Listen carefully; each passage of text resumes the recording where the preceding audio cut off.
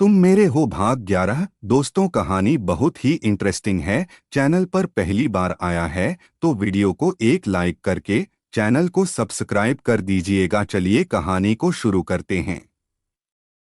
रवि अभी भी उसी वीडियो को ही देख रहा था। कुछ तो था जो उसे सही नहीं लग रहा था, पर उसके पास भी कुछ कहने को नहीं था, तो उसने कुछ ना कहना ही सही समझा। दादी को कुछ मत बोलना, कबीर बोला। अगर दादी ने कहा कि तुम दोनों फिर से शादी करो, तो रवि ने कबीर को देखते हुए कहा, सब करूँगा, पर उसे उसकी किए की सजा तो मिलकर ही रहेगी। कबीर गुस्से में बोला, एक बार फिर से सोच ले, शादी की बात है। दादी ने कहा है तो वो जरूर बोलेगी, और तू उनकी बात कभी टालता नहीं, पर मेहर के बारे में सोच। उसने मना कर दिया तो वो कुछ नहीं कर सकती, वो तो सोच भी नहीं सकती ऐसा करने का। कबीर रवि की बात काटते हुए बोला। वही रवि बस उसे देखता ही रह गया। ठीक है, मैं कुछ नहीं करूंगा, रवि कबीर के कंधे पर हाथ रखकर बोला और दरवाजे की तरफ चल दिया। फिर रुककर कबीर को देखकर, पता नहीं क्यों, पर जो दिख रहा है ना, उस पर भरोसा करने को दिल नहीं चाह रहा, रवि बोला और बाहर चला गया। क्यों, तूने भी उसके भोलेपन को ही देखा है? मैंने तो उसके इस चेहरे की वजह से ही सब खो दिया। कबीर खुद से ही बोला। रात के खाने पर सब बैठे थे। देविका चली गई थी। दादी, रवि, कबीर बैठे बातें कर रहे थे और साथ ही खाना खा रहे थे, तो वहीं मेहर उनको देख रही थी। दादी के कहने पर ही मेहर ना चाहते हुए भी कबीर के पास ही बैठी थी। उसे तो बस वहां से जाना था, पर दादी के सामने और कबीर के खिलाफ कुछ करने की सोच ही नहीं सकती थी। कयूक आज उसने कबीर से ऊंची आवाज में बात की और कबीर की बात का जवाब भी दिया, जिसके चलते उस समय कबीर की आंखों में जो गुस्सा उसे नजर आया और कबीर का मेहर के नजदीक आना, वो सब मेहर के लिए किसी बुरे सपने जैसे था। वो तो दादी के आने पर कबीर ने मेहर को छोड़ दिया, वरना आज उसको देखकर मेहर बहुत डर गई थी और पता नहीं कबीर क्या करता। उसके जहन में कुछ यादें जो बीते पल की थी वो उभर आई। कबीर का रूम देख। कबीर, मैं तेरी लाइफ में नहीं बोलता, पर क्या इन सब के चक्कर में तू अपनी महंत से खड़े किए बिजनेस को तो नहीं भूल रहा ना? रवि कबीर से बोला, जो उस समय लैपटॉप पर कुछ कर रहा था। नहीं भूल रहा, बल्कि अब से उसका सारा काम मैं यहीं से देखने वाला हूं, बीच बीच में जाकर वहां पर देख लूंगा। कबीर बोला। पर यहाँ क्यों? वही चलते हैं ना यार, रवि बोला। पापा ने ये कंपनी हम दोनों भाइयों के लिए खड़ी की थी, इसे ऐसे तो नहीं छोड़ सकता। कबीर रवि को देखकर बोला। ठीक है, पर हाँ, मुझे उस देविका को इरादे ठीक नहीं लग रहे हैं, कुछ गड़बड़ ना कर दे, रवि कबीर से बोला। तो कबीर के चेहरे पर स्माइल आ गई। वो कुछ नहीं कर सकती। बोलते हुए कबीर फिर से काम करने लगा। वैसे ये बता के बेड क्यों उठवा दिया उस रूम से? रवि बोला। क्यों, मेरा मन था। कबीर बोला। पता है, मेहर के लिए ही ऐसा किया होगा, रवि मन में बोला। तो फिर लगा दे, दादी ने देख लिया तो? रवि कबीर से बोला। कब का लग गया है? कबीर बोला। यार एक बात बता के तू सब कुछ समझ कैसे जाता है? हर बार आगे ही रहता है, कैसे? रवि कबीर से बोला। बस जिंदगी सिखा देती है, और वैसे भी दादी को यहाँ रहना पसंद ही कहाँ है, और मैं वहाँ जाना नहीं चाहता, कबीर बोला। क्या बातें कर रहे हो तुम दोनों? दादी रूम में आते हुए बोली। तो कबीर अपना लैपटॉप बंद करके दादी का हाथ पकड़कर उनको बेड पर बैठाते हुए, मुझे बुला लिया होता मैं आ जाता, कबीर बोला। मेरा मन था आने का, दादी बोली। तभी मेहर रूम में आई। लो आ गई, बहुत देर कर दी आने में। दादी मेहर को देखकर दादी बोली। वही कबीर मेहर को देखकर आंखें गुस्से से भरते हुए, पर बोला कुछ नहीं। वही रवि कबीर को देखकर और बोलो झूठ, रवि मन में बोला। वही मेहर ने नजरें झुका रखी थी। वही जानती थी कि इस रूम में वो कैसे आई थी। दादी से कुछ बोल भी नहीं सकती थी। क्या सोच रही हो, इधर आ मेरे पास, दादी मेहर से बोली। तो मेहर रवि और कबीर को देखने लगी। आओ मेहर, बैठो ना, रवि मेहर से बोला। तो मेहर चेहरे पर स्माइल लाते हुए दादी के पास बैठ गई। अच्छा कबीर, तुम्हें तो पता है मुझे यहाँ रहना पसंद नहीं है, तो कल मैं मेहर को लेकर जा रही हूँ, दादी कबीर से बोली। आप जा सकती हो, पर इसे लेकर जाने की क्या जरूरत है, कबीर मेहर को देखकर बोला। मेहर नाम है और ये कैसी बात कर रहा है, हक है इसका भी तो जाना है हमें। दादी मेहर का हाथ पकड़कर बोली। दादी यही ठीक है ना, मेहर बोली। क्यों, कबीर उसे ही देख रहा था। पता है मुझे वही कहोगी जो कबीर कहेगा, पर मेरी बात तो माननी ही होगी दादी। हूँ समझी, दादी मेहर से बोली। तो मेहर ने हाँ में सिर हिला दिया। तुम दोनों तैयारी कर लो जाने की, दादी बोली। कब जाना है, रवि बोला। कल, दादी बोली। पर कल तो संडे है ना, मेहर बोली। हाँ है, रवि बोला। वो मुझे अनाथालय जाना है, वहां पर प्रोग्राम है, मेहर जल्दी से बोली। ठीक है, एक दिन बाद चले जाएंगे, दादी मेहर के सिर पर हाथ रखकर बोली। चल रवि, मुझे रूम तक छोड़ दे, दादी रवि से बोली। मैं ले चलती हूँ, चलिए, मेहर खड़े होते हुए बोली। बैठो, जब से आई हूँ बस काम ही करे जा रही हो, आराम करो अब, दादी फिर से मेहर को बैठाते हुए बोली। चल रवि, वरना ये बात बात पर ही खड़ी हो जाएगी, दादी रवि से बोली। वही रवि दादी की बात सुनकर उनके पास आ गया और दादी के साथ रूम से बाहर आ गया। मेहर बस दादी को जाता हुए देख रही थी और जब उसे लगा कि दादी चली गई है और अब अपने रूम में पहुंच गई होगी, तो वो जल्दी से रूम से बाहर निकलने लगी। कहाँ जा रही हो, मेहर के कानों में आवाज आई। वो दादी चली गई ना, अब मुझे भी जाना है, मेहर बोली। बाहर तो नहीं जा सकती हो, यहीं कोई कोना देखकर पकड़ लो, कबीर बोला और बेड पर जाकर लेट गया। वहीं मेहर उसे हैरान सी देखने लगी।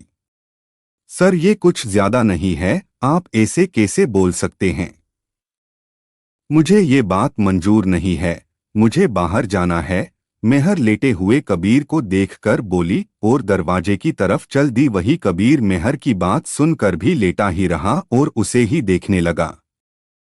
मेहर ने कोशिश की पर उससे दरवाजा नहीं खुला। कोशिश बेकार है तो लेट जाओ कहीं भी, कबीर बोला। मेहर भी अब चुप सी सोफे पर आकर लेट गई। कुछ पता चला तुम्हें, दादी रवि से बोली। आप को क्या लगता है दादी, रवि दादी से बोला। मुझे तो मेहर अच्छी लगी और कबीर के गुस्से को भी वही संभाल सकती है, दादी बोली। पर दादी, अगर मैं कहूँ कि कबीर के गुस्से की वजह ही मेहर है तो, रवि दादी से बोला। तो दादी उसे देखने लगी। दादी, अगर मैं कहूँ कि कबीर के गुस्से की वजह ही मेहर है, वो रवि दादी से बोला। तो दादी उसे देखने लगी। अगली सुबह सुबह के 6 बज रहे थे और मेहर अभी भी उस दरवाजे के सामने खड़ी उसे ही देख रही थी। क्योंकि वो खुलने का नाम ही नहीं ले रहा था कि तभी मेहर को अपने पीछे किसी की आहट हुई। उसे समझते देर ना लगी कि कबीर ही है। तो वो 2 कदम आगे आकर जैसे ही पलटकर कबीर को देखने लगी, वैसे ही कबीर ने मेहर को कंधों से पकड़कर दरवाजे से लगा दिया। मेहर पहले ही घबराई सी थी, जिसके चलते वो पूरी रात नहीं सोई थी और कबीर का ऐसे करना उसकी घबराहट में और इजाफा कर गया, जिससे उसकी आंखें फैल सी गई। मेरी बात याद रखना, अगर कुछ भी करने का सोचा तो सच मानो, तुम्हारी अम्मा और बहन जैसी दोस्त और वो सब बच्चियां बेघर होने से नहीं रहेगे, आगे का तो तुम जानती ही हो। कबीर आंखों में अंगारे लिए मेहर को देखते हुए बोला। बोलते समय कबीर की पकड़ मेहर के कंधों पर कसती ही जा रही थी, जिसका दर्द मेहर को हो रहा था। पर कबीर को क्या, उसे तो बस नफरत है और वो उसे पूरी शिद्दत से निभा रहा था, इतनी शिद्दत से कि उसके आगे उसे कुछ भी नहीं दिख रहा था। इतनी नफरत है तो अपनी दादी से झूठ क्यों बोला आपने? जब कबीर मेहर को छोड़कर जाने के लिए मुड़ा था तो उसके कानों में मेहर के बोल गूंजे। कबीर कुछ पल के लिए खड़ा रहा और फिर मेहर को देखकर झूठ हाँ बोला, झूठ, और ये झूठ बहुत जल्द सच भी होने वाला है। कबीर बोलते हुए मेहर के पास आ गया और फिर मेहर की आंखों में देखते हुए, और सच मानो तो अब मैं भी यही चाहता हूँ कि तुम हर पल मेरी आंखों के सामने रहो, ताकि मैं तुम्हें तिल तिल तड़पता हुआ देखूं। तुम जैसी लड़की यही डिजर्व करती है। कबीर बोला, मैं तो आपको जानती भी नहीं, फिर भी इतनी नफरत के मेरे बारे में जाने बिना ही ये सब बोल रहे हैं। आखिर ऐसी क्या गलती की है जिसकी सजा आप दे रहे हैं? मेहर की आंखों में आंसू आ गए थे कबीर की बात सुनकर। मैंने पहले भी कहा था कि जिस दिन तुम्हें सच्चाई पता चलेगी उस दिन तुम्हारी जिंदगी की उल्टी गिनती शुरू हो जाएगी। तो थोड़ा सब्र रखो, अभी तो बहुत कुछ सहना है, जिसके लिए खुद को तैयार कर लो। कबीर बोलते हुए मेहर के चेहर पर आए हुए बाल एक तरफ कर रहा था, तो वही मेहर बिना पलक झपकाए उसे ही देख रही थी। कबीर ने भी मेहर को देखते हुए दरवाजा खोल दिया। अब तुम जा सकती हो, कबीर बोला और मेहर से कुछ कदम पीछे हटकर खड़ा हो गया। मैं अभी जाकर दादी को सब सच बता दूंगी, और जो गलती मैंने की ही नहीं है उसकी सजा मैं क्यों भुगतूं? मेहर अपने आंसू साफ करते हुए बोली और दरवाजा खोलकर बाहर जाने लगी कि पीछे से कबीर ने उसे पकड़कर अंदर खींच लिया और दरवाजा बंद करके मेहर को दरवाजे से लगाकर गुस्से से उसे देखते हुए, लगता है मेरे बारे में जानती नहीं हो तो सुन लो फिर। अगर मेरी दादी को जरा सी भी भनक हुई कि मैंने झूठ कहा है, या फिर दादी को कुछ हुआ तो आगे क्या होगा तुम अच्छे से जानती हो। कबीर बेहद गुस्से में अपने दांत पिसते हुए बोला। वही मेहर सहमी सी उसे ही देख रही थी। कबीर ने मेहर को झटके से छोड़ा और दरवाजे खोलकर उसे बाहर कर दिया और वापस से दरवाजा बंद कर दिया। मेहर अभी अभी जो हुआ उसे ही सोच रही थी। कबीर की आंखें अंगारे बरसा रही थी। अगर बात मेहर की होती तो वो कहीं भी चली जाती, यहाँ उसे कोई भी नहीं ढूंढ पाता। पर इस बार बात अनाथालय की थी, उसी अनाथालय की जिसने मेहर को फिर से जीना सिखाया था, जहाँ फिर मेहर के सबसे बुरे वक्त में उसकी मदद की थी। मेहर अपनी ही सोच में गुम चली जा रही थी कि हॉल में दादी से टकरा गई। माफ करिए दादी, मैंने आपको देखा नहीं। मेहर जल्दी से दादी को पकड़ते हुए बोली। वो तो पता चल ही गया कि तुम कहीं खोई सी हो लगता है। कबीर ने सुबह सुबह ही तुम पर गुस्सा कर दिया। दादी मेहर का हाथ पकड़कर सोफे पर बैठते हुए बोली। तो मेहर दादी को देखने लगी। क्या देख रही हो? यही ना कि मुझे कैसे पता चला? दादी मेहर के चेहरे को छूकर बोली। तो मेहर बस उनको देखती ही रही। दादी ने मेहर के दोनों हाथ पकड़े। कुछ हालात ही ऐसे बने कि मेरा कबीर बिल्कुल बदल ही गया। पहले भी गुस्सा आता था उसे, पर बस अपने काम को लेकर, वरना तो वो बहुत ही नर्म दिल का था हमारे लिए। पर कुछ साल पहले कुछ ऐसा हुआ जिसने कबीर को बदल कर ही रख दिया। दादी बोली। मेहर दादी की बात सुन रही थी। नहीं दादी, ऐसा नहीं है, मेहर झिझकते हुए बोली। उसे यकीन नहीं हो रहा थे कि कल रात को मिली दादी उसे देखकर ही जान गई कि वो उदास है, वरना उसके भाई ने तो कभी सामने से भी नहीं पूछा था कि वो कैसी है। अच्छा, तो फिर इस सुंदर से चेहरे पर परेशानी क्यों है? दादी बहुत प्यार से बोली। दादी, वो में तुम तैयार नहीं हुई अभी तक। मेहर कुछ बोलने ही जा रही थी कि पीछे से आवाज आई। दादी और मेहर ने एक साथ उस तरफ देखा तो सामने कबीर खड़ा था। जाओ मेहर, पहले तैयार हो जाओ, दादी बोली। तो मेहर चुप सी बैठी रही। दादी, वो मैंने बस इसे डांट दिया तो ये रूठ कर बाहर आ गई। कबीर दादी के पास बैठते हुए बोला। तो मेहर हैरान सी उसे देखने लगी। मुझे तो पहले ही पता चल गया था कि ऐसा ही हुआ है, दादी कबीर से बोली। पर कबीर, अब तुम्हें भी तो थोड़ा ध्यान रखना चाहिए ना, दादी कबीर से बोली। अब तो आप मुझे बदला हुआ ही देखोगी, कबीर दादी के गले लगते हुए बोला और चेहरे पर एक शातिर मुस्कान लिए मेहर को ही देख रहा था। वही मेहर कबीर को देखकर ही डर गई थी। कयुग पहले भी उसके चेहरे पर ऐसी मुस्कान तभी आती थी जब वो कुछ करने की सोचता हो। पहले जब वो मेहर को अपने घर रहने के लिए बोला था तब भी उसके चेहरे पर ऐसी ही मुस्कान थी। मेहर ने जल्दी से अपना चेहरा दूसरी तरफ घुमा लिया। अब उसे ना जाने क्यों एक अजीब सा डर लगने लगा था, इसलिए वो कबीर को देखना नहीं चाहती थी। अब चल मना, मेहर को दादी धीरे से कबीर के कान में बोली।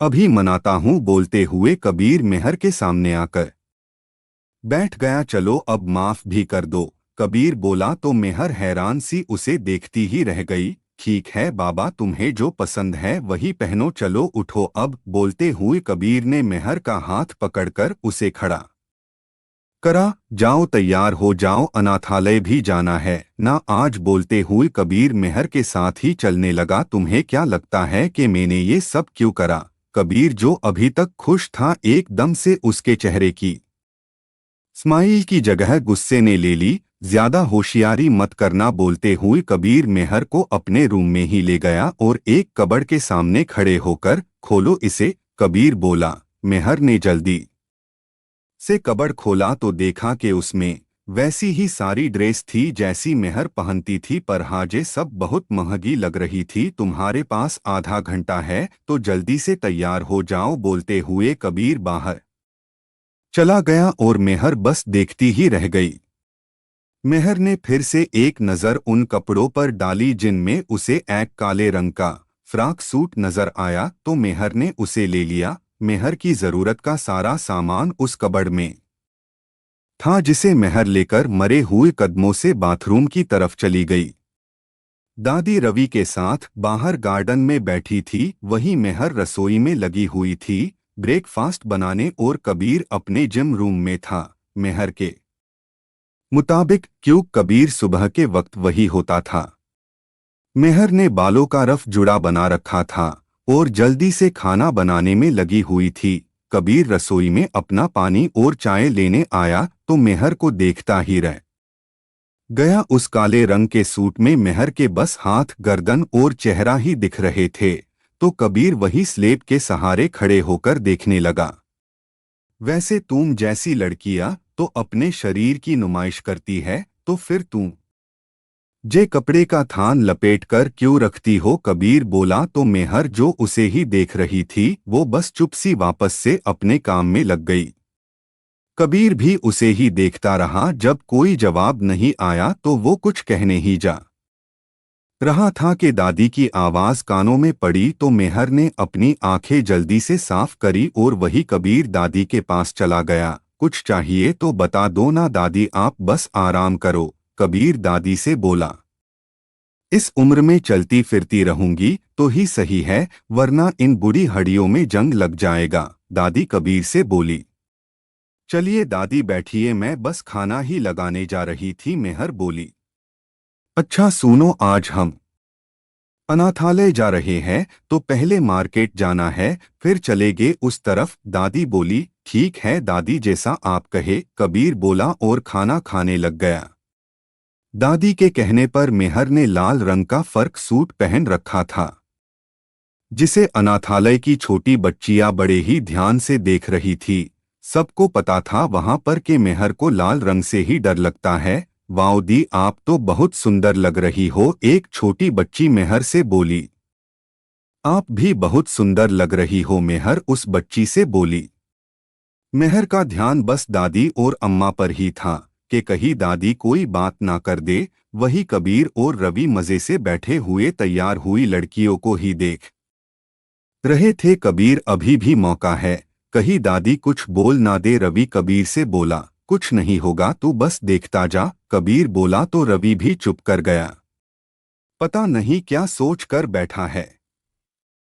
रवि टेढ़ा सा मुंह बनाकर बोला, बहुत अच्छा लगा यहाँ आकर। दादी चारों तरफ देखते हुए बोली, आपको इतना अच्छा लगा तो आप यहाँ आकर रह भी सकते हैं जी। आज के ही दिन इस अनाथालय को शुरू करा था और इसी दिन ही हम लोग यहाँ की सारे बच्चों का जन्मदिन मनाने हैं, अम्मा बोली।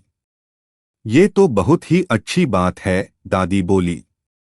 वही मेहर कब से मीनू से बात करने की सोच रही थी कि मीनू हर बार मेहर को इग्नोर कर जाती। तो मेहर ने दादी के पास जाना ही सही समझा, ताकि वो दादी की बात को दूसरी तरफ कर दे। यही सोचती हुई वो दादी के पास आकर बैठ गई। लो मेरी बहू भी आ गई, दादी मेहर को देख कर बोली। तो वही अम्मा, मीनू और मेहर तीनों एक दूसरे को देखने लगी। और दूर बैठा कबीर स्माइल कर रहा था। दादी आप क्या? आपने सही कहा, अम्मा मेहर की बात काटते हुए बोली। तो मेहर बस उनको देखती ही रह गई। आपको ये कहानी कैसी लगी कमेंट करके हमें ज़रूर बताएं, साथ में कहानी को शेयर करें।